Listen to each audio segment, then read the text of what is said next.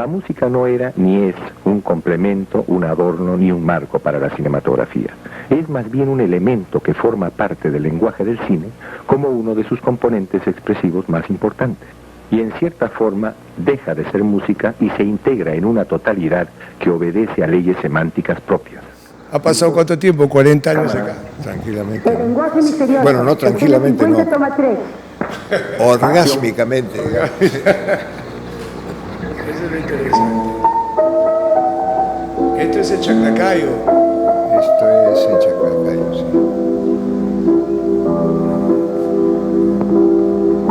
Y además tenemos proyectado allá en la pantalla al fondo, estamos allá, ¿ves? En contraluz. ¿Cuánto tiempo así que no veía esto? ¿Cómo? ¿Cuánto tiempo Sí, hacía pues. que no veía esto? Sí, Es bueno que lo veas. sí, hombre, caray. Pensamos si le va a gustar, vamos a ver qué Estos nos dice Armando de todo estos esto. eran los cortos del lenguaje misterioso. Claro, pues, de ¿no? tus clases, tu De taller las que clases, tenías, sí. ¿no? Esto era la música en el... En Imposible Amor. No, esto era de un corto de los pedagógicos que hice la serie de... hice Lenguaje misterioso. cinco cortos hice, cada uno relacionado con una característica semántica del cine. En este caso era la música en el cine. Sí. Y Después eran hablas de la cámara, de la el edición. movimiento, la luz, los ruidos. Los ruidos. Acá puedes ver todo en internet, ¿ah? Están todos colgados. ¿Sí? Sí, están todos colocados en internet. Importante quién. Ahí dice gracias a y sale un título. Sí, porque no tengo esto, los tenía yo en Ajá. el original, que eran 16 en blanco y negro, y bueno, eso ya se estropeó todo. Ahí está. Sí, Mira, está un claro. ratito que voy a abrir la puerta. Esto es así, coloquial. Ah, es así desordenado. Sí, no, Me alegro.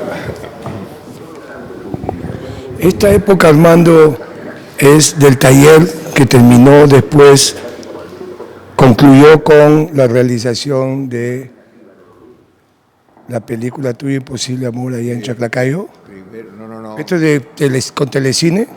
Después de esto vino, si no me equivoco, Sonata Soledad. Sonata Soledad. Sí, porque Sonata Soledad fue el último largometraje que hice con el taller. Ve, ahí está Bárbara. Sí, está ¿Te acuerdas cuando trabajaba? Sí. ahí está actuando, pues, ¿no? Sí, ahí está actuando, sí.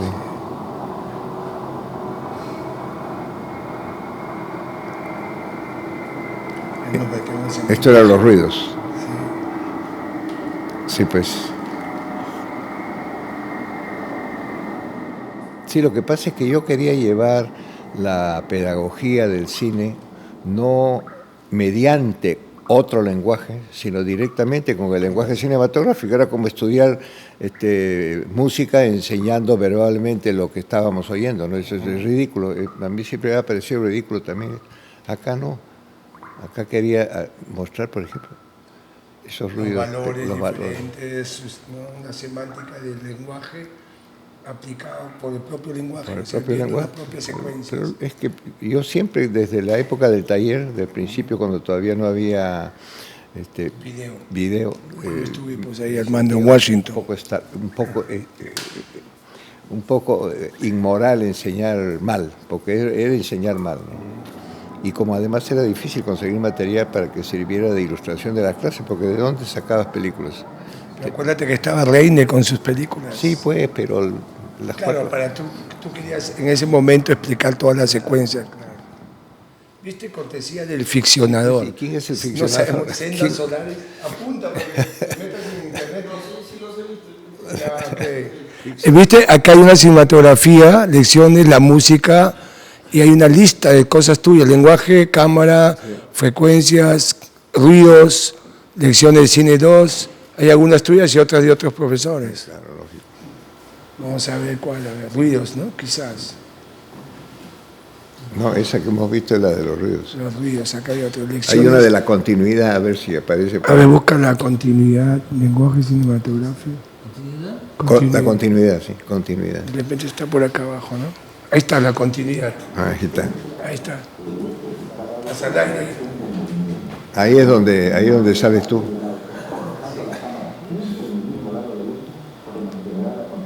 Claro.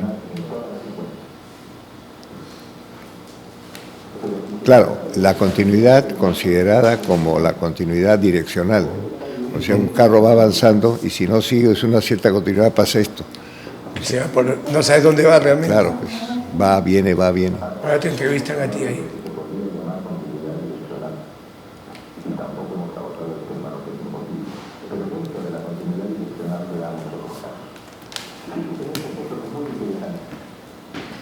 Esto es lo del eje, yo me acuerdo. Ahí el entra, eje, ¿no? Sebastián.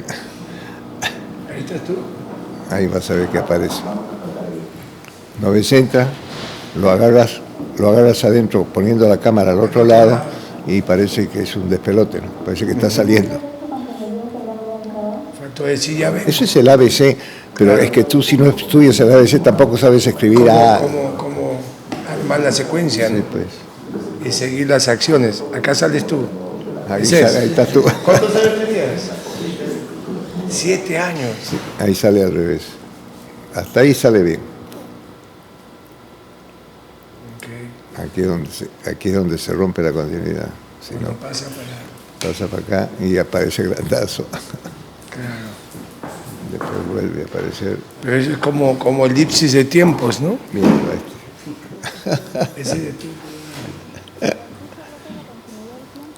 El tiempo tan increíble, hermano. Carajo. Aplicaciones a nivel creativo en tu cine. Comenzaste a buscar y investigar desde la primera película, porque tú vienes de la literatura, del periodismo, bueno, ¿no es cierto? La música. Ha sido un principio y un principio un poco mezclado, ¿no? Porque yo creo que yo comencé a preocuparme por en mi vida, digamos, después que pasaron la satisfacción de las primeras necesidades, entre las cuales por supuesto estaba el de correrme la paja. La primera cosa que me movió y me hizo pensar o sentir, mejor dicho, no pensar sino sentir que había otras dimensiones en una forma muy, muy vaga, por supuesto, todo esto que estoy haciendo ahora, filosofar, fue el cine, antes que nada.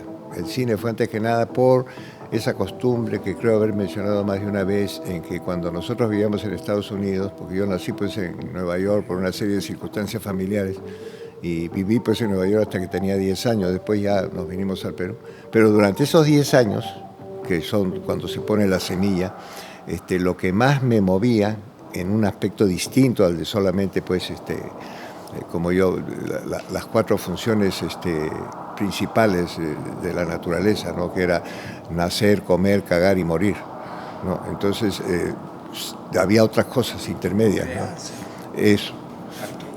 Y fue el cine. Fue el cine, no fue la literatura, sino fue el cine. Y el cine por la costumbre que tenía mi padre, que nunca aprendió a decir hello en inglés durante los 14 o 15 años que vivió en Nueva York, cuando le gustaba mucho ir al cine. Pero como te digo, no sabía inglés. Y entonces apenas yo tenía uso de razón me llevaba a mí a las películas para que yo le tradujera la película, ¿no? Lo que se hablaba, ¿no? Entonces eso evidentemente me obligó no, ni siquiera eso, una cosa más pasiva todavía, a ver una película con ojos distintos que los ojos con los que lo ve el chico. El chico va a ver sin ninguna... pero yo tenía que poner una atención adicional para poder traducir, porque si no mi padre me daba pues un codazo si se daba cuenta de que yo me había dejado llevar por la película y no le traducía, ¿no? Y yo creo que ahí comenzó la cosa, ¿no? Después de eso me regalaron un proyector, un juguete que ponía un rollito de película en 8, me acuerdo, y uno le daba vueltas y veías una peliculita de un minuto. ¿Sí? Todas esas cositas me llenaron de enigmas, ¿no? María también te quiere hacer algunas preguntas. Todas las que quieran, si no, no quiero que esto sea un monólogo. No, pero... legítimamente monólogo. O sea, el lago del mono. En esa búsqueda, cuando tú decidiste trabajar en cine y que agarraste tus cuentos y tus escritos y comenzaste el proceso de guionización, ¿no es cierto? ¿Cómo fue? Es un salto muy largo. Es un salto larguísimo, porque no fue así tampoco la cosa. Ahí, cuando yo llegué a Lima, ya y me senté, de la selva no, de Nueva York. Cuando yo llegué a Lima de Nueva York, no llegué a Lima, llegué a Miraflores. Y entonces había una diferencia, porque yo recuerdo muy bien cuando llegué a Lima, en esa época vinimos por barco, pues, y el viaje duraba 14 días, ¿no? De manera que pasabas por una serie de cosas, inclusive el canal de Panamá, el puerto de Buenaventura, que era una cosa que impresionaba, terrible. Yo estaba asustado, ¿no?, de ver lo que pasaba. Y cuando llegamos a Lima, ¿no? Habían contratado pues una pensión ahí que estaba en el Jirón acá cerca, en el Jirón de la Unión. Cerca del Jirón de la Unión, a media cuadra, había una especie una relojería antigua, ¿no? Y en los altos de una tienda de tejidos había una pensión, ¿no? Y fuimos a la pensión un par de semanas. En esa pensión yo tuve una sensación así de ahogo, ¿no? Porque todo era pequeño comparado con Nueva York, ¿no? Lima era una cosa, producía una especie de patología de encierro, una angustia de cosas chicas, ¿no? Pero estuvimos, como te digo, un par de semanas y después mi madre consiguió una casa que le alquiló en Miraflores. Y entonces ahí sí se abrió la naturaleza. Sí, Miraflores no solamente era mar, sino que era un pueblecito maravilloso, con casas de 1 o 2 pisos como máxima. Ahí había conseguido una casita que tenía inclusive el techo así de 2 aguas, ¿no? Ahí está todavía, el sitio existe, la calle San Martín también, dicho sea de paso. El primer cine al que fui, cuando llegamos acá, era un cine que estaba ahí cerca, que se llamaba el Excelsior de Miraflores, porque había otro Excelsior en Lima, ¿no? Pero este que te digo era un Excelsior de Miraflores, que después era un corral. Era un corral, realmente era una cosa así muy tosca, con una cosa increíble, pero era pues un cine. Y me acuerdo que después de eso, pasando los años, a las primeras películas que vi estaban ahí porque estaba a 2 cuadras de mi casa. Y lo adquirieron, dejó de ser cine y lo compraron y lo convirtieron en una cosa que justamente se llamaba Corral de Comedias. Claro.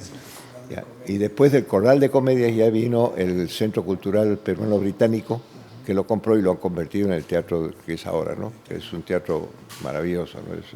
O sea que todo eso hace que Miraflores y yo estemos muy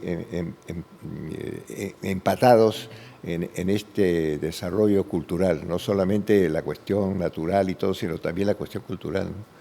Por eso yo le tengo un gran agradecimiento a Miraflores, ¿no? Vivo enamorado de Miraflores, ¿no? Además, es donde más tiempos he vivido. ¿Cuándo pasaste a Chalacayo? A Chosica. Yo estuve en Miraflores 3 años. De ahí, con el asma, me mandaron a Chosica para curarme del asma y entonces me quedé en Chosica, que fue otro paso más hacia la naturaleza. Porque en Nueva York el único contacto con la naturaleza era al zoológico, ¿no? Y a los parques. Claro, yo estaba volviendo al Cromañón. Hasta que fuiste hasta la selva. Ya fue el colmo, Fue colono, hermano. De Chosica pasé pues a la selva, claro. Viéndolo de ese ángulo, de Chosica pasó a la selva como colono.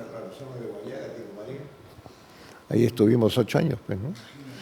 Ahí, esto fue sí, por los 60 más o menos. Los años 60. 64, sí. Porque la muralla ya es 70. La muralla es 69. 8, 9, ¿no? No, 69, sí. Hace 40 años exacto. Imagínate. Ahora, en la selva sí nació ya el cine. Ya, no porque nació ahí. Yo tengo una paradoja que me gusta mucho y es recordar es descubrir lo que verdaderamente ocurrió. En el momento que ocurre esto, tú no sabes lo que está ocurriendo. Tú lo vienes a descubrir 20 años después. Entonces, cuando yo fui a la selva con un proyecto de colonización en pequeña escala, ¿no?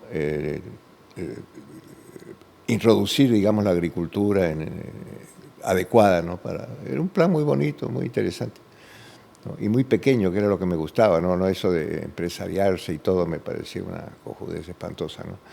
Y entonces, pero no era para eso, era para encontrarme con la Muralla Verde, ¿no? Sí. Esto, por supuesto, lo averigüé 20 años después, ¿no? Esa anécdota, historia que nos contaste eso, con Mario, que fueron a ver la película ahí en la selva. Eso fue, también sí. es otro paso, ¿no? Fue en ese mismo momento, o sea, pero que no tenía ninguna razón. Después lo vinculaste tú.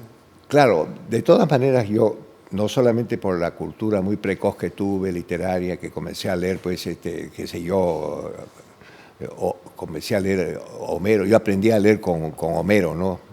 Con la Ilíada y la Odisea y cosas así, sí, no tenía, mi papá tenía pues una biblioteca bastante adelantada, pero por supuesto que entendía pues el 10% de lo que leía, pero ese 10% era valioso, ¿no? Entonces y yo tenía un cierto gusto por el cine, iba a las funciones de cineclubes y todo eso acá, y me acuerdo que en una de esas películas vi esta película de Art Schober, La señorita Julia, que está basada en la obra de Strindberg, La señorita Julia, ¿no? Y me pareció un espanto, ¿no? No me gustó nada, así salí despotricando. Inclusive me encontré a la salida con un amigo que me dijo, ¿y qué tal? No, le dije, no, entonces es una porquería. Bueno, ahí terminó eso. 2 años después, ya en el proceso de irme a la selva, estaba con Mario y habíamos pasado la noche en Huánuco para después pasar el salto a Tingo María. Y estábamos paseándonos por el parque y Mario me dijo, y tengo ganas de ver una película, ¿no? Entonces le dije, bueno, pero aquí no hay más que un cine, así que fuimos al cine y daban La señorita Julia. Y yo le dije, Mario, pues no jodas, pues no. No, me dijo, pero vamos a verlo. De todas maneras, si no te gusta, pues te duermes. Y efectivamente no pudimos dormir en toda la noche, porque nos impresionó tan gravemente, oye, a los dos, que nos pasamos toda la noche hablando. No, para mí fue una patada en el estómago. Todo. O sea, dije, esto es cine. Esto es cine, esto es otra cosa. Esto no es lo que yo voy a ver cuando voy a ver una película, que voy a ver qué historia pasa, qué le cuentan a fulano o a mengano, qué se dicen. No, acá no. Acá hay algo que me tiene loco. De ahí ya se me despertó el interrogante. Que por supuesto ese interrogante todavía no está resuelto del todo, ¿no? Sino que se está resolviendo. Y espero que no termine de resolverse nunca. Y ahí el nombre que te pusiste tú, la búsqueda y el lenguaje misterioso. Sí, bueno, claro, el lenguaje misterioso, sí. Que sigue siendo misterioso, ¿no? Y mejor, porque una vez que el misterio deja de ser misterioso, ¿ya para qué sirve, no? Ya es una cosa más. Lo interesante es que la búsqueda sea perpetua, que es el título de mi libro que acabo de editar, pues la búsqueda perpetua, ¿no? Ese libro en dos voces. Sí, eso es otra revolución. También, Armando, ¿cómo decidiste? Porque podías haberlo editado de tu lado, ¿no? Sí, lógico, el libro estaba prácticamente terminado. Y en el caso de Manuel Flores, que era el autor del otro libro, porque en realidad el título del libro que estás mencionando, y aprovecho para lanzarlo públicamente, porque recién se ha presentado en el último festival, en la feria de ahí. Lo voy a presentar de nuevo en esta otra feria, ¿no? El libro mío se llama La búsqueda perpetua, ¿no? Y el libro de Manuel, que lo había escrito también por su lado, es Siempre es posible. Son 2 títulos. Los 2 libros estaban escritos, pero así no habían salido todavía, digamos, a la venta ni nada. Y entonces con Manuel, que tengo una larguísima amistad con él y qué sé yo, que además escribe muy bien, a mí se me ocurrió un día esto y le propuse eso. Le dije, oye, mira, te propongo una cosa, pero eso sí te adelanto que para meternos en ella tenemos que tener un buen par de cojones, porque nos vamos a meter en una cosa que nunca se ha hecho, salvo en la Biblia, ¿no? En la Biblia sí hay eso que hay el Antiguo Testamento y el Nuevo, que son antípodas, ¿no? Porque el Antiguo Testamento es un Dios vengativo, odioso, asesino y cuanto, y en cambio el Nuevo Testamento es un Dios pues bondadoso, del perdón, del olvido, la paz, y bueno, ¿qué tal hijo, no? Y la idea era no juntar los 2 libros y hacer un libro formado por 2 libros, sino hacer una especie de contrapunto musical, ¿no? Y coordinarlos en esa forma. Eso fue lo que más trabajo. Porque eso es lo que te iba a preguntar, porque aparte de ese contrapunto musical, también hay una digamos, lectura que nos lleva también al cine en cuanto a edición, Armando. Es un flashback, sí, va viajando todo. Bueno, La literatura le debe mucho al cine ahora, pero el cine también le debe mucho a la literatura, ¿no? Eso sí. Y entonces ahí salió pues esto, juntamos y el título que daba como resultado, la primera unión era muy bonito, ¿no? O sea, la búsqueda perpetua siempre es posible. No era una suma, sino que adquiría otro significado, ¿no? Tú y Geu, ¿no? Recuerda, igualito. ¿no? Cuéntalo, Armando, porque eso es importante. Mira, escucha esto, cuenta eso. ¿Cuál era la parte de Geu? Mi amigo, tú eres Armando Róbrigo de hoy, Sí. y él es Augusto Geu. Geu Rivera. Rivera. Entonces, AGR. los tres iniciales. Cambiando, sí. Igualita. Augusto Geu Rivera, sí. Y los dos propiciaron lo que es la Academia de Cine. Que ya me había caído esa, iba a decir maldición, pero no es maldición, sino esa coincidencia con Ada. También. Porque yo me llamo Armando Robles y Ada se llamaba Ada Rey. Una buena yunta, dijeron. Bueno, bueno. Ahora, pero todo eso tiene que ver con lo que tú sigues planteando, esos misterios del hablar o de manifestarse en cualquier soporte, sea cine, video, literatura, poesía. Siempre hay un puente para nosotros poder interpretar bajo diversos matices, ¿no? O sea, una palabra tiene muchos significados. Un plano tiene también muchas posibilidades de interpretación, una secuencia más aún. Pero no solamente eso, sino el hecho es que cuando tú oyes una palabra, ¿no? Y tienes un conocimiento, digamos, gramatical de la palabra o diccionarial, sabes lo que significa. Pero detrás de ese significado hay otros. Tú abres nomás un diccionario y te vas a encontrar con que hay muy pocas palabras que tienen un solo significado. No tienen varios significados, las que provienen del latín, del griego, del quechua, de lo que sea, pero el asunto es que tienen muchos significados. Hay palabras que tienen una página de significados. Estoy hablando del diccionario de la academia, ¿no? O sea, de la última palabra.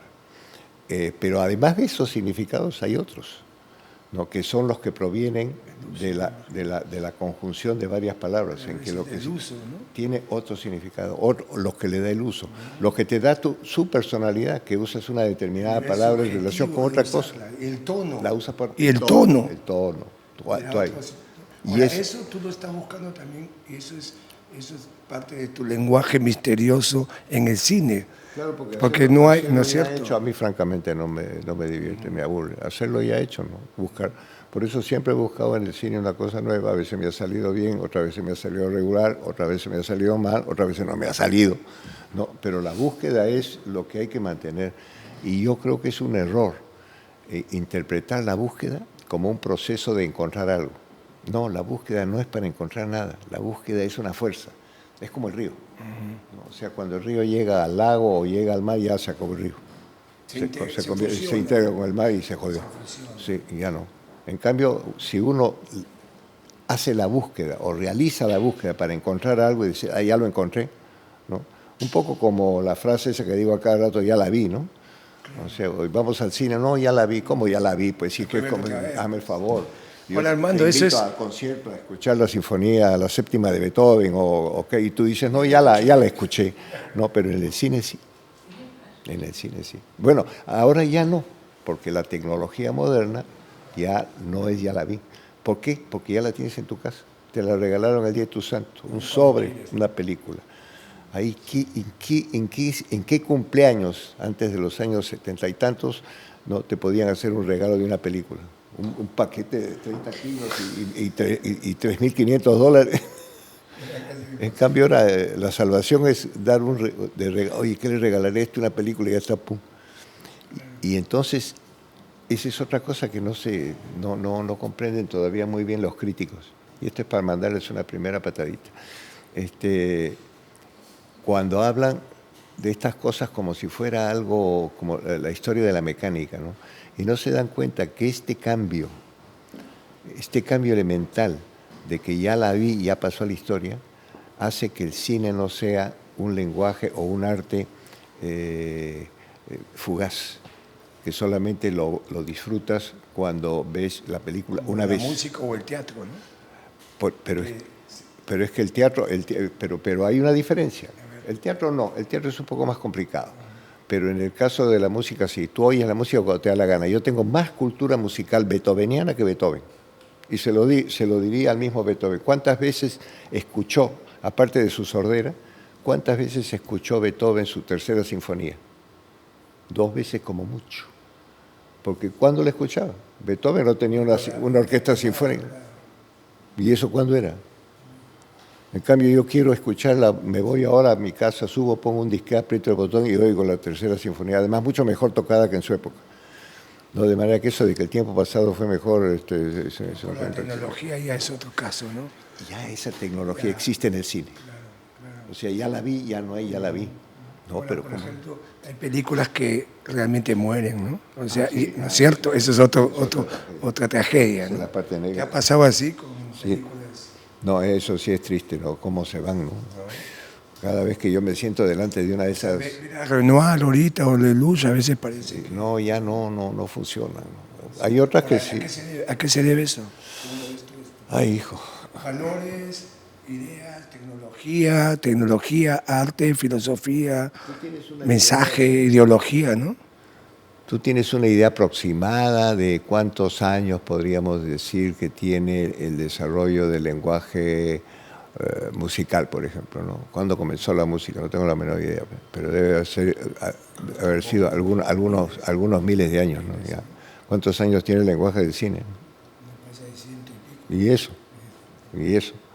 O sea, es un lenguaje y un arte muy joven, que recién está en formación. Yo estoy seguro que la música, si es que comenzó alguna vez, comenzó con 2 instrumentos muy elementales. Uno era la percusión y otro era la garganta, ¿no? Esos eran los 2 instrumentos. Y el cine está en esa etapa, ¿no? Recién está descubriendo sus elementos sensoriales, por los cuales tiene una semántica y una poética. Y eso es muy joven. Armando, tú hablas semántica y poética y eso es espejismo. Espejismo tiene una estética muy fuerte y una temática también muy bien colocada, ¿no? Es que ahí caemos otra vez en cuál es el propósito de... Es que es un problema, ¿no? Todo está basado en una conjunción, una especie de sándwich de lo positivo y lo negativo en la creatividad. Lo positivo en la creatividad yo siempre lo catalogo como la búsqueda y lo negativo es el encuentro.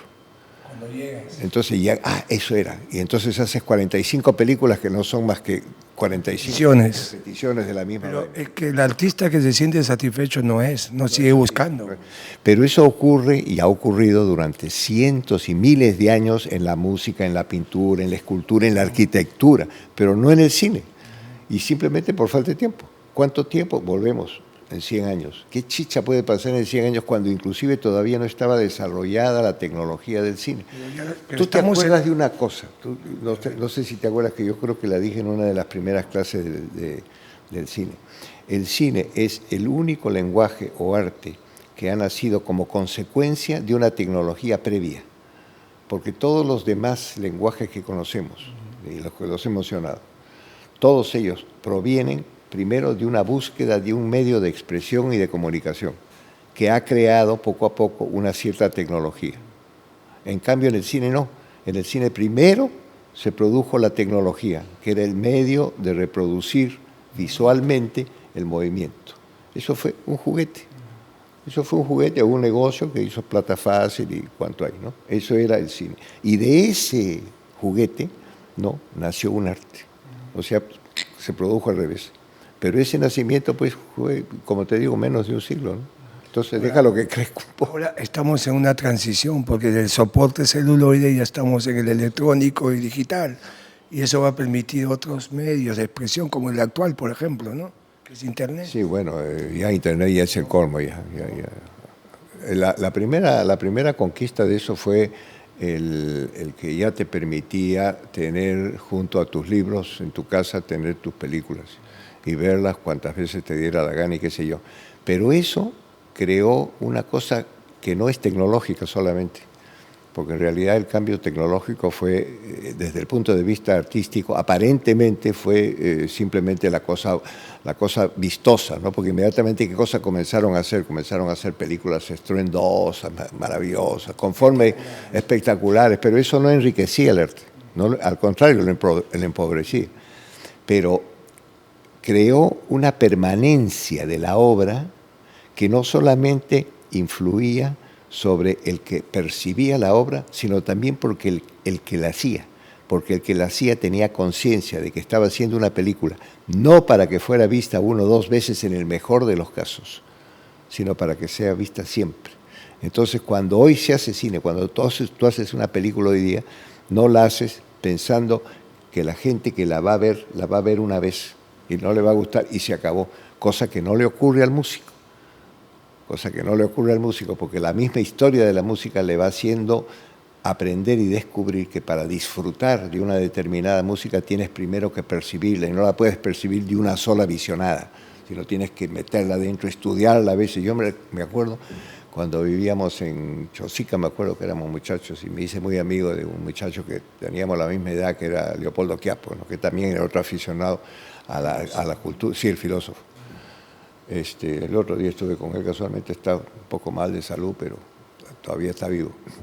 Y me acuerdo que teníamos la obsesión de comprender a Wagner, ¿no? Porque nosotros éramos muy aficionados a la música. Yo, naturalmente, pues mi padre era pues Alomía Robles, ¿no? Era músico, y yo nací con la música adentro. Pero a Wagner no lo agarrábamos, ¿no? Y entonces nos propusimos comprender a Wagner, ¿no? ¿Y cuánto hemos trabajado? Habremos trabajado pues tranquilamente 1 año, ¿no? En este asunto, ¿no? Buscando los discos wagnerianos, estudiando la posibilidad de oír las arias, que no son precisamente un buen ejemplo, ¿no? Porque en Wagner no hay fragmentos, pero él luchaba contra las arias en la ópera con letra. Y entonces seguíamos la letra que estaba escrita en alemán y traducida al español. ¿Sí? Y entonces ya ahí descubrimos a Wagner. Y Wagner hoy día me hace llorar, pues bueno, no hay ningún problema, ¿no? Con el cine, ¿quién hace eso? O sea, es una película que es difícil. ¿Qué es lo que me pasó de casualidad con la señorita Julia? Porque para comprender la señorita Julia, ¿no? ¿Cuánto tiempo pasó después? 2 años. Y de milagro, no sé, alguna cosa se enchufó por aquí, qué sé yo, y la vi de nuevo, ¿no? Bueno, yo quiero regresar a lo de espejismo. Los espejismos es la misma vaina, ¿no? Claro. Porque tú querías trabajar, ¿te acuerdas? El tema y creaste espejismo. Sí, porque a mí me costaba mucho trabajo, porque yo venía de hacer 2 películas en un ambiente, y además que me fue desde el punto de vista creativo, ¿no? Y económico también, ¿no?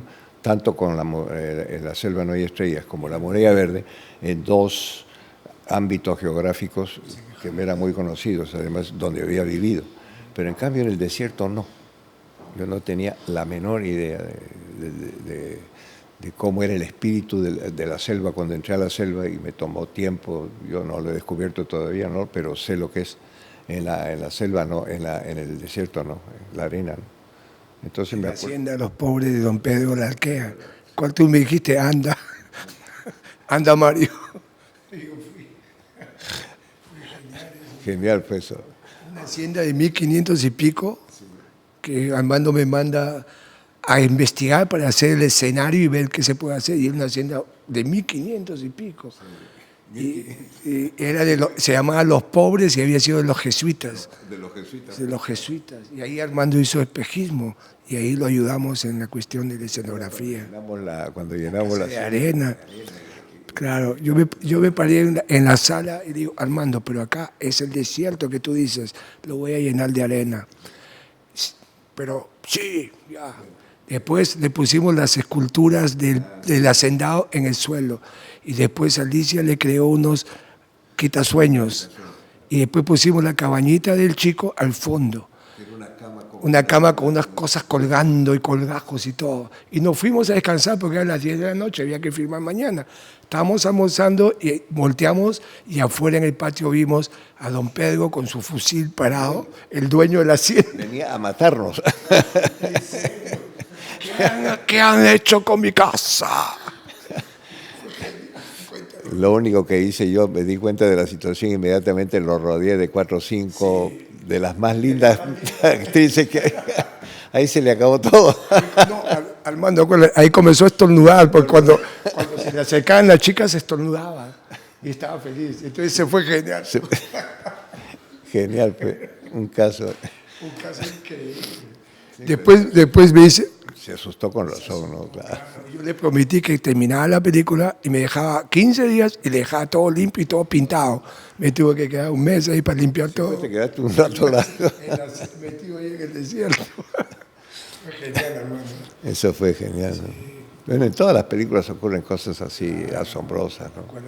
Acuérdate en la Muralla Verde. Bueno, por acá tenemos que venir y acá tenemos que trabajar y vamos a cruzar esta trocha y acá viene el río y había un río negro de medio kilómetro, inmenso.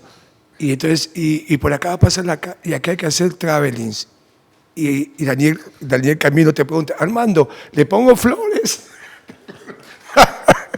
Y estaba lleno de flores. Era la selva y Daniel era genial en eso, ¿te acuerdas? ¿Y qué le dice? ¿Pero qué te he dicho? Le dice Armando. Y después agarra al mando, se saca la camisa, se tira al río y lo cruza. Y nos dice a todos, ya pasen. ¿Qué? ¿Qué? Todo el mundo nadando para cruzar. Nos fuimos 500 metros más abajo. El más asustado era Julio Alemán. Julio Alemán era pues un actor mexicano muy conocido en esa estrella, sí. Y jamás había ido a la selva, pues, ¿no? Y entonces de repente se encuentra ante este río y lo miró con su... Yo le dije, ven conmigo, no te preocupes. Así que me quité todo, pum, el otro de puro macho, porque era pues... Le salió la mexicano, ¿no? Y se tiró. Fue extraordinario eso realmente. Estaban bien las caras ahí. Bueno, entonces, y el punto, uno de los puntos también que me parece a mí importante para ligar esas dos películas, por ejemplo, esa búsqueda tuya de estos lenguajes y estas elipsis y estos tiempos y racontos. Cuéntanos un poco esto.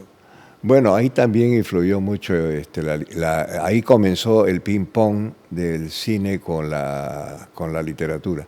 Yo le debo al cine mucho, por supuesto, pero también le debo haberle quitado 40 años a mi desarrollo literario, porque durante los 40 años que yo le dediqué al cine ha sido un vacío, no total, pero sí significativo del desarrollo del lenguaje literario, ¿no? Y yo en este momento, por ejemplo, yo ahora estoy escribiendo, porque por razones evidentes que en el Perú no hay ni por qué explicarlas, de que es prácticamente imposible hacer cine, salvo que sea un cine que produzca rápidamente algo o que ensalce a los gobiernos o otra mierda por esas. La creatividad cinematográfica no solamente es muy difícil, muy dolorosa, sino muy larga, y yo no tengo tiempo. No, yo en este momento tengo 86 años, tengo por adelante decidido, ya planificado, porque yo estoy escribiendo el guión de mi muerte. Yo en este momento que estoy sentado acá estoy muriendo. Lo digo no porque estoy enfermo, porque no estoy enfermo, pero estoy muriendo porque se me está acabando el tiempo. Pues, ¿no? Armando, como todos, ¿no? Vivir es morir también. Nadie quiere aceptar eso, ¿no? Todos se sienten inmortales. Entonces, 4 años. Yo a los 90 años ya comienzo a decir cojudeces y todo eso, y ya me dan de comer en la boca, ¿no? No creo, Armando, ¿eh? Yo tampoco. Con tus danzas y todo lo que has hecho, creo que no. Vas a seguir con tus... Oye, el destino o cualquier cosa que se llame destino es un personaje muy, muy pendejo. Y tú cuando menos piensas, de repente te encuentras visitando, por ejemplo, las líneas de Nazca y te cae en la cabeza un piano de cola. Así es el destino. Y plof, te aplastó. Pasa. O peor que matarte, te deja así, lo peor. Entonces, yo estoy escribiendo mi guión. Pero a lo que vamos es a lo siguiente. En esos 4 años, si yo me pretendiera, ¿no?, hacer una película ahora, como me gustaría hacerla, se me van los 4 años. Claro. Y de repente en preparativos, en conseguir esto, en conseguir lo otro, no. En cambio, en la literatura que me produce, tal vez no el mismo placer que la creatividad cinematográfica, pero un placer distinto, pero no menos intenso, para escribir no necesito permiso de nadie, ¿no?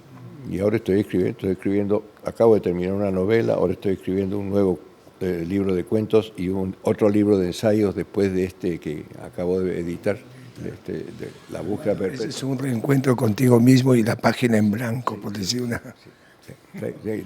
Y me he dado cuenta, y entonces me da pena, ¿sabes por qué? Porque todos los descubrimientos que he hecho en relación con el lenguaje cinematográfico, no porque los haya utilizado, sino porque he hecho el descubrimiento que posiblemente no lo realizaré y que van a realizar otros, y que ya he visto que hay otros que se han dado cuenta, más que yo todavía, de eso que estaba oculto detrás del cine narrativo y que es una maravilla.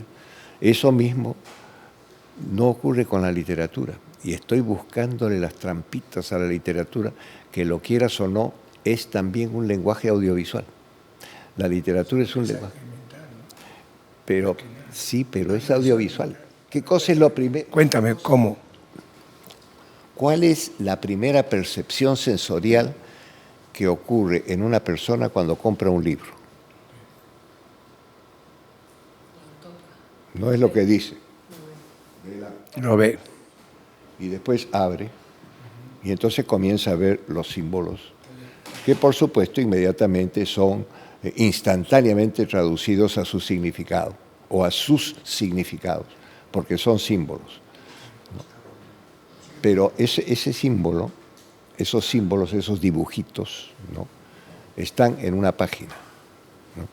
Y esa página está cubierta de esos dibujitos. ¿En qué forma está cubierta?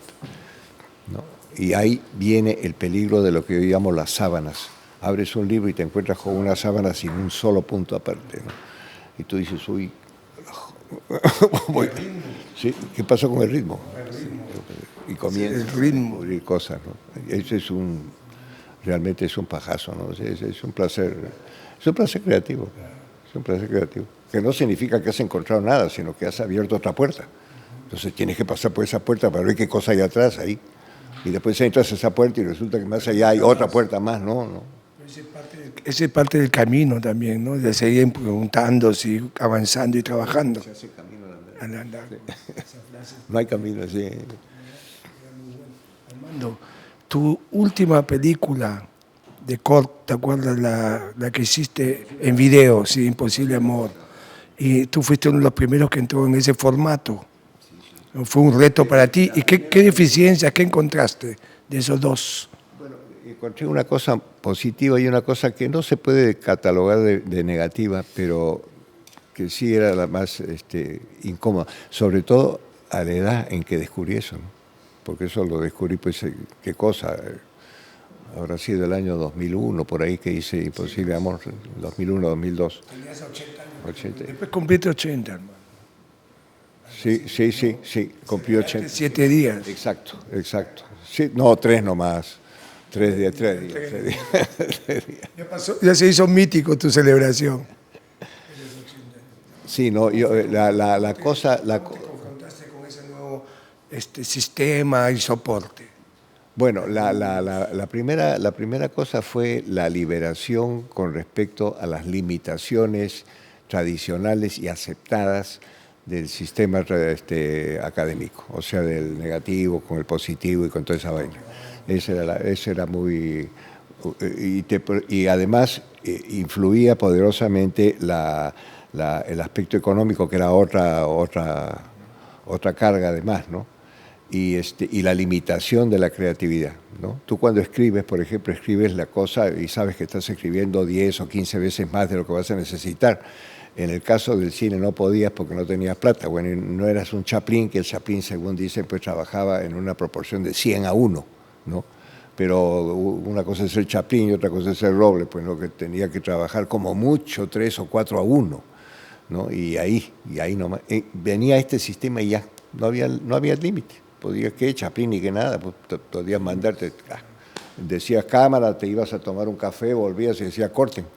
Sí, o sea que filmabas pues, todo lo que necesitabas, no había ninguna influencia en el costo, ¿no? Que creaba otro problema, ¿no? Otros problemas. Pero eso fue lo positivo. Lo negativo es que esa tecnología no la podía dominar, ni siquiera pretender dominarla. A mí me gustaba la parte creativa. Para mí la parte creativa de cualquier arte es la soledad. La creatividad es un fenómeno singular. Pasa por un determinado número X de momentos en que no son individuales, sino que son de grupo por una serie de características. Pero yo dominaba todos. O sea, yo estudié todos y los que no podía estudiar los practicaba. De manera que yo, me das una cámara, me das el negativo y yo mismo lo hacía. Mal o bien, pero lo hacía. Y sabía lo que se estaba haciendo, sabía lo que se podía hacer y lo que no se podía hacer. Y de repente me encontré con un video en el cual esa tecnología era imposible dominarla para mí, ¿no? Yo tendría que volver a tener pues 12 años o 15, que es cuando... Pero tenías buenos asistentes y técnicos. Sí, pero los tenía al lado. Claro. Tenía que tener pues a 4 o 5, y sobre todo en la etapa, no de la filmación, sino exacto. Y entonces yo no podía manejar la moviola, porque la moviola, yo me sentaba solo en la moviola y me ponía a trabajar. No era moviola, si ya era una computadora. Ahora, ojalá una, pues te pone un montón. Una isla de edición, como se Tienes dice. que estar ahí tú. Y además la posibilidad de hacerlo todo también es tramposa, ¿no? Porque hay cosas que no sé, pues es un misterio, ¿no? Bueno, te voy a preguntar sobre otro misterio. Tus danzas que hacías cuando eras joven. Bueno, pero no tan joven. Bueno, pero cuando hacías tus danzas, cuéntanos. Bueno, ese es otro momento, sí, ese es otro, lo que yo siempre he llamado momentos estelares, ¿no? Hay un libro muy bueno de Stefan Zweig, me parece que fue, sí, los momentos estelares, ¿no?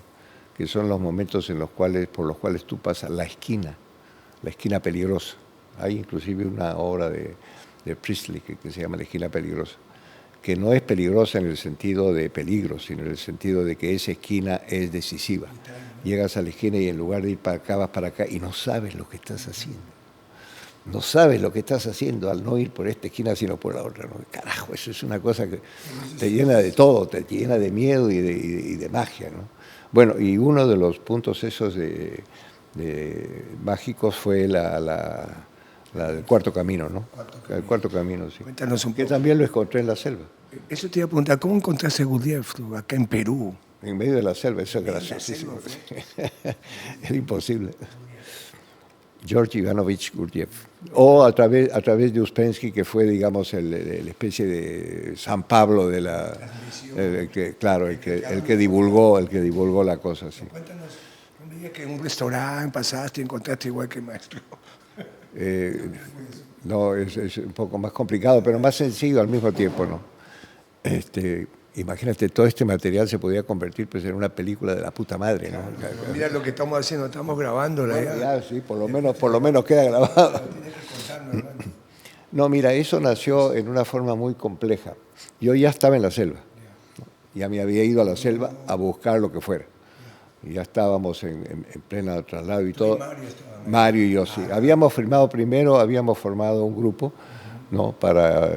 Nos llegó, era una situación política muy desagradable aquí, la dictadura esta de Odrí, era un asco. Y entonces se produjo una cosa muy colectiva, no fuimos los únicos. Cuando llegamos a Tingo María buscando una forma de salir de acá, había una cosa así positiva del gobierno, no precisamente de Odría, sino venía de antes, que era un plan de colonización de la selva en pequeña escala. No para sacar árboles y madera, no, sino para colonizar, exacto. Y entonces busqué datos y qué sé yo, y encontré efectivamente la cosa, hicimos las gestiones y finalmente conseguimos la cosa y nos fuimos. Y en los viajes estos de ida y vuelta, nos pasaron muchísimas cosas, ¿no? Una de ellas fue este descubrimiento de la cinematografía como posibilidad y qué sé yo. Pero pasó una cosa muy curiosa, y es que durante el invierno de la selva, que era el verano de acá, o sea, los 3 meses lluviosos, enero, febrero y marzo, prácticamente no se podía hacer casi nada en la selva. Entonces, como teníamos acá nosotros también a dónde ir a vivir, yo tenía la casa de mis suegros, por ejemplo, dejábamos la chacra, ¿no? A buen cuidado, y nos veníamos a pasar 2 o 3 meses a Lima, de preferencia a un balneario, qué sé yo. Y entonces en uno de esos viajes se nos ocurrió hacer entre 5 personas que nos juntamos accidentalmente, no en la selva, sino acá, amigos antiguos que teníamos, escritores y cuanto hay, y nos encontramos en un fenómeno que inclusive nos pareció que podía ser un buen negocio, aparte de una cosa nueva, y era que aquí los radiodramas, o sea, lo que ahora ha sido reemplazado por las telenovelas, en esa época había, digamos, telenovelas radiales, ¿no? O sea, no había televisión, pero eran radiodramas, igualito que la telenovela, era la misma basura, ¿no? Era todo igual. Los culebrones eran una cosa que tenían una característica muy especial, y era que todos eran realizados en vivo. Sí, en vivo.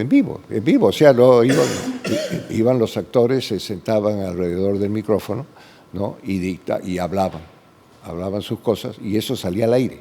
Es lo que quiso hacer hace poco Alonso Alegría, ¿no? Sí, pero ya lo habíamos hecho nosotros, pues. Y entonces fundamos una empresita, éramos 5, de los cuales 2 éramos escritores, no me acuerdo quién era el otro escritor, estaba José Velázquez el actor, éramos 5 personas, ¿no? Y los 5 formamos una empresa que se llamó Grabarte. Le pusimos Grabarte, alquilamos una casa, la adecuamos nosotros mismos acústicamente, ¿no? Teníamos conocimiento de todo esto, y la idea era grabar cinematográficamente, entre comillas, la telenovela, corrigiéndola y todo, salía mucho mejor, ¿no? Y no tenías que estar atento en el momento que ya estabas al aire, ¿no? Y además quedaba la cosa hecha. Eso, claro, eso fue otra pionerada, ¿no? Y nos fue muy bien. Ahí salió la cosa más rara del mundo. Por eso te digo, fue una conjunción de eso más la selva, y de ahí nació Bourdieu. ¿Quién iba a pensar eso? Entonces, yo vivía en Tingo María, ¿no? Y la cosa de las telenovelas, yo escribía los guiones y desde Tingo María las mandaba, y acá la grababan y la sacaban. Cuando yo estaba acá, durante los 3 meses que estaba acá, sí, yo participaba y además dirigía la actuación y la grabación, pero cuando estaba allá simplemente escribía los guiones, ¿no? Y los mandaba para acá. Y entonces en una ocasión yo tuve, como me ocurrió muchas veces, que viajar de Tingo María a Lima para resolver problemas en el ministerio, qué sé yo, y pasar acá unos días que tenía que pasarlos. Y entonces me vine a Lima, por tierra, ¿no? Entonces llegué como a las 2 de la mañana o qué sé yo, y para ahorrar plata o no ir a despertar a ninguna familia a esa hora, me fui a la oficina de frente, porque yo tenía las llaves también de la oficina, que era una casa que estaba detrás del hospital, ahí por Alfonso Ugarte, atrás del Lois. Hay un departamento donde habíamos hecho todo esto, y había un cuartito ahí, ¿no? Donde había una cama y qué sé yo, para el guardián, pero no había ningún guardián. Entonces dije, me voy ahí, pues no sé, entré plom al guardián, no había nadie, y entonces y encima de la mesa del escritorio de la oficina había un libro. Entonces yo siempre tengo la enfermedad de que no puedo dormirme sin leer algo, ¿no? Que sea una página, ¿no? Entonces agarré el libro, me eché y me puse a leerlo, y me jodí porque me pasé toda la noche. Sí. Eso se llama conjunción extraña, ¿no? Se llamaba El lenguaje milagroso, ¿no? de Ouspensky, ¿no? Y me puse a leerlo y volví, pues, volví mal a Tingo María. Volví mal a Tingo María. Es que yo me quedé con la imagen el día de la inauguración, cuando hablabas justamente, o Mario me lo explicó, que os encontró danzando en medio de la jungla, de la selva, ¿no?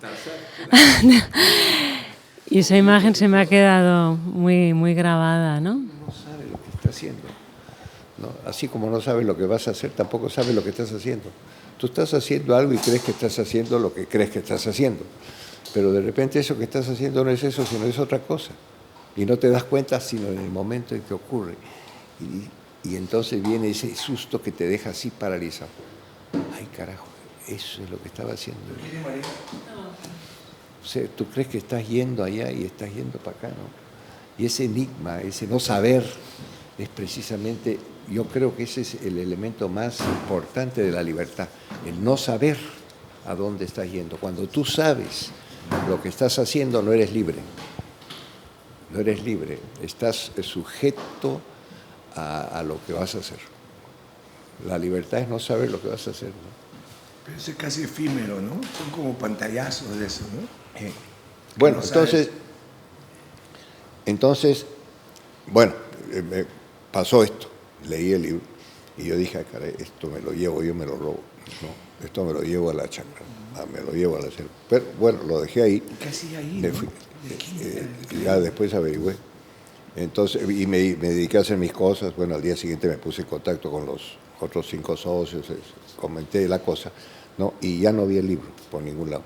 O sea, el dueño había ido, pues, que era uno de los 5, ¿no? Que era un tipo medio filósofo, también escritor. ¿Cómo se llamaba? Samuel Pérez Barreto. Samuel Pérez Barreto, sí, es un escritor conocido. Y Samuel, que era uno de los 5, había leído esto. Pero bueno, ¿qué le iba a decir? No, te robo el libro, qué sé yo. No, además, se me borró. Ese deseo así fuerte de llevarme ese libro fue un poco de mataperro, ¿no? De muchacho, no pensé en nada de eso y lo dejé. Y me fui. Pasaron 2 años, ¿no? Y en Tingo María, que seguía la cuestión ahí, yo me acuerdo que un día estaba en una mesita, en un café, tomando un café con un amigo de ahí, que también era medio lector, ¿no? Había mucha gente que había ido con los mismos propósitos y eran gente, no eran campesinos, no eran agrícolas, no eran nadie, sino gente que huía de Lima. Y ahí nos encontramos con gente que tenía un nivel de cultura muy interesante, ¿no? Abundante.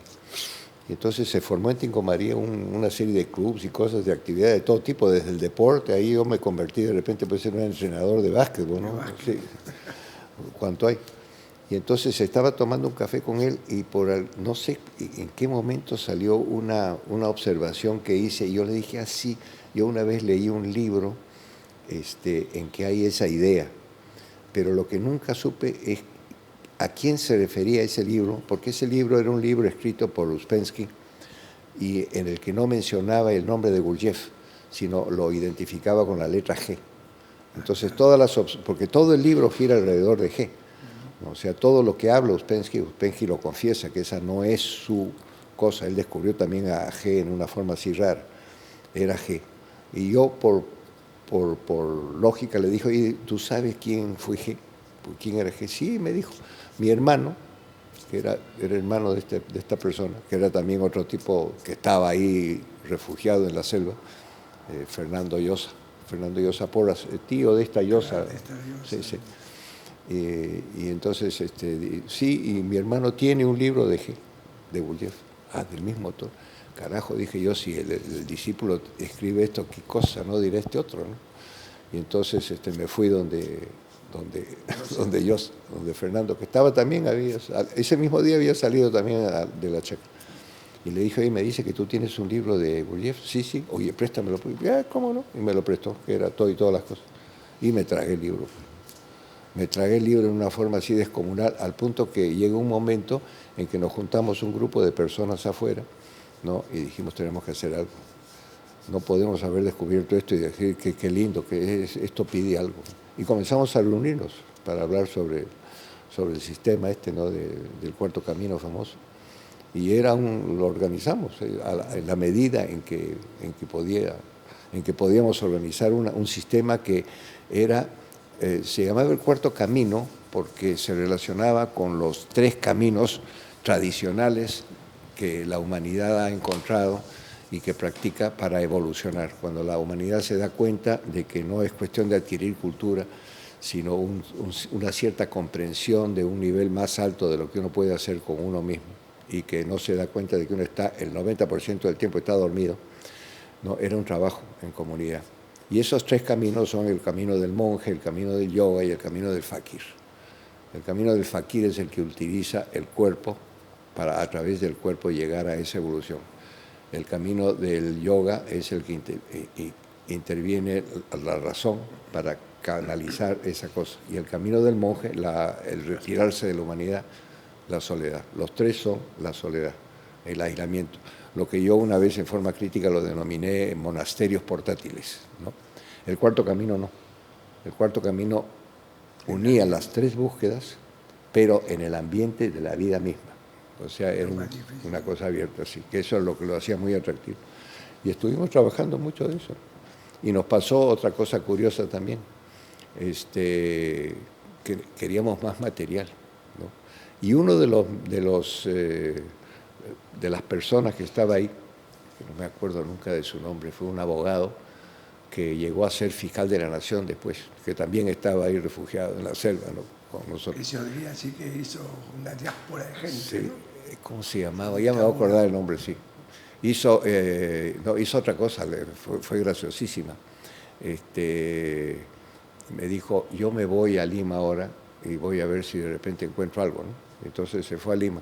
Pero no encontró nada, sino que un día estaba en el Haití de Miraflores, estaba tomando ahí en una mesa, y en la mesa vecina estaban conversando, y de repente él oyó que una persona mencionaba a Uspensky, ¿no?, hablando entre ellos. Y entonces se le acercó y le dijo, discúlpeme que intervenga, pero les he oído hablar de Uspensky. ¿Ustedes saben algo de él o qué sé yo? Y uno de los que estaba sentado le dijo, sí, yo he traído los libros, yo soy el importador de los libros y yo soy el que he traído los libros de usted. Sí, era una cadena notable, ¿no? Y entonces, ay caramba, ¿me puede usted dar su dirección? Sí, y le dio su dirección y le dio un libro que era un índice de los libros que tenía, ¿no?, que eran una serie de libros, todos relacionados con esto que llaman verdades ocultas y cuanto. Entonces, cuando él volvió a Tingo, inmediatamente convocó a una reunión y nos contó esto, y ahí estaba el libro con todas las direcciones, con todo. Uy, qué tal maravilla. Y entonces ocurrió una cosa muy curiosa.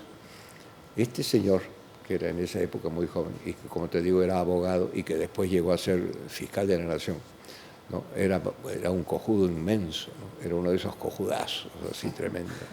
Y dijo, oye, mira, me van a perdonar, pero yo no les voy a dar a ustedes estas direcciones, porque yo sé que esto no va con la religión, y yo soy católico y no puedo aceptar que tengo la tentación de haberlos malogrado a ustedes. No puedo. Bueno, por supuesto, después que tuvo lugar esa reunión, nos reunimos todos los demás y dijimos, ¿qué hacemos? Hay que amarrarlo, lo torturamos, comenzamos a pensar cómo le quitamos las direcciones, el libro de las direcciones, no sabíamos cómo. Y en eso, pasaron 4 o 5 días y nada, no encontramos. Nosotros estábamos realmente desesperados, olvídate del plan colonizador y todo, no, y ahí lo que estábamos pensando era en esto, ¿no? Y de repente le da una apendicitis le da una apendicitis, lo tienen que operar ahí ahí en la selva. Había un buen hospital ahí en Tigomarí y lo operaron. Entonces, bueno, está operado, bueno, hay que ir a visitarlo. Así que yo fui un día y dije, voy a visitarlo. Y entonces entré, y lo primero que hago cuando entro en su cuarto es en la mesita de noche el libro con las direcciones. Ay, ya no puede defenderse, yo lo agarro y me lo llevo, ¿no? ¿Qué te lo hace? Total, ya está enfermo. Y bueno, me senté a conversar con él y no fue necesario, ¿no? Porque cuando ya estaba conversando y ya le dije, bueno, ya te voy a dejar, ¿no? Ya. Sí, oye, mira, Armando, yo le dije, pasado mañana tengo que ir a Lima con Fernando, me iba con Fernando Llosa, porque tenemos que firmar unos papeles en el ministerio, ¿no? Así que ya nos veremos al regreso. Oye, me dijo, y hazme el favor, te voy a dar el libro. Ya se pasó al otro, pues no hay un yo, pues en el yo. Llévalo nomás, ahí está la dirección y devuélvelo de parte mía y las gracias, bestial. Pues, así que llegué, lo primero que hicimos llegando a Lima fue buscar al tipo, y ahí comenzó el trabajo, ¿no? Ahí comenzó todo ese trabajo y estuve varios años, ¿no? Después practicando el cuarto camino, lo sigo practicando a mi manera. Lo de Monterrico, claro. Lo de Monterrico, claro. Introdujimos el trabajo acá en Lima, se creó el trabajo de el sistema del cuarto camino acá está funcionando muy bien. Por ejemplo, el colegio Da Vinci, claro, es una de las instituciones abiertas por el cuarto camino, es un gran colegio. Pero ya yo me quité de la cuestión administrativa, porque ya para mi gusto, administrativamente se había convertido en sí, se había organizado, claro. Ahora sigo practicando. Armando, toda esta experiencia te apoyó, te guió, ¿no? Introdujo también o te sirvió en el cine, en tu arte, ¿no es cierto? Me abrió el cine. Es decir, si hubiera seguido, tal vez no habría entrado al cine. Pero gracias a que entré por ahí salí otra vez al cine. Mejor dicho, salí al cine porque hice la primera película que hice fue una película de niños de ese mismo grupo. Claro, entonces esto me dijo, caray, por aquí es la cosa, ¿no? Y después hice, hasta, por ejemplo, En la selva no hay estrellas, lo hice financiado en parte por algunos de los miembros del Cuarto Camino que se interesaron mucho en el trabajo, ¿no? Así que todo está... Está concatenado, ¿no? Todo es una sinfonía bien escrita, hijo. Claro. Una última pregunta para no cansarnos, ya creo que está Ya una maratón. una maratón, pero discúlpanos, pero el cine, acabas de decir, claro, en este país nuestro no se puede hacer cine y todo, pero tú has hecho cine. Sí, se puede hacer. Y has trabajado mucho por una legislación. ¿Cómo ves tú el Que último? se va más tiempo en la lucha por poder hacerlo que en hacerlo, y eso es ridículo, pues. Tú sabes perfectamente que yo he dedicado muchísimo más tiempo a la enseñanza de la cinematografía que a la realización cinematográfica. Yo llevo enseñando cine más casi 40 años, ¿no? En medio de talleres y de cuánto hay. ¿Y qué cosa he hecho? Pues he hecho 7 películas, ¿no? Bueno, he hecho algunos largos, he hecho una telenovela bien hecha. Por tierra con... A Bogotá, sí. Estuve un año allá trabajando, esa fue otra experiencia maravillosa, ¿no? Bueno, yo no me quejo de mi vida, ¿no? No me siento cansado, pero ya pues se acabó, ¿no? Sigues trabajando, Armando. Te agradecemos mucho tu presencia acá y habernos ayudado, ¿no? Muchas gracias, Armando, como siempre. Tu disposición, lo que quieras, ¿no? Muy bien. Espero que sea buena, ¿no?